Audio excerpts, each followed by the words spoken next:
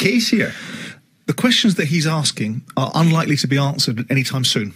And the overarching question is this situation going to resolve itself, and are we going to be eradicated from the presence of COVID-19? Is there going to be a risk element?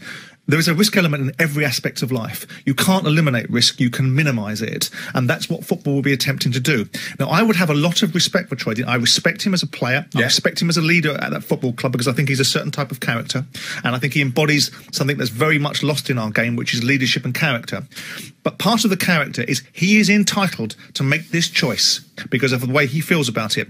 But the flip side of that, if he's a leader, he says, you know what, I don't believe that I should subsequently be being rewarded the way I have been because I'm making a decision, despite the industry experts, despite football, despite the Germans coming back, despite the idea that we're beginning to get control of this, despite the workforce going back, I am going to maintain my positions for my own individual reasons. Then Troy, be a leader and say, I don't expect my football club to pay me the salary that I am getting paid through my contract because I'm making a choice that a large proportion of my colleagues won't. And I do understand that the BAME community has questions that need answering about the nature of this disease.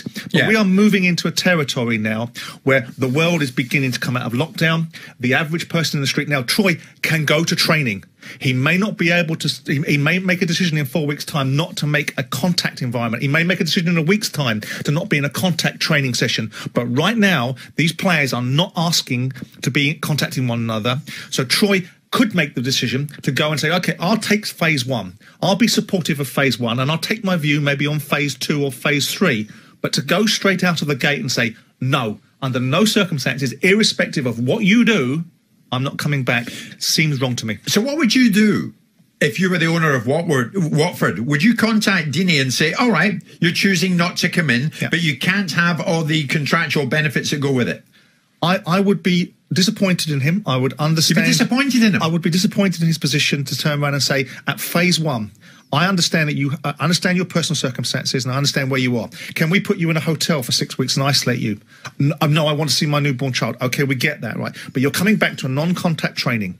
You're coming back to being able to walk in the park like we are now, going out and about. You're coming back to non-contact training to get you prepared for the eventuality. If the world turns in the next 4 weeks and all of a sudden a vaccine were found, Troy Deeney wouldn't be ready to play because he wouldn't be fit. He wouldn't be able to be fit because he hasn't been to training. He hasn't taken the first step.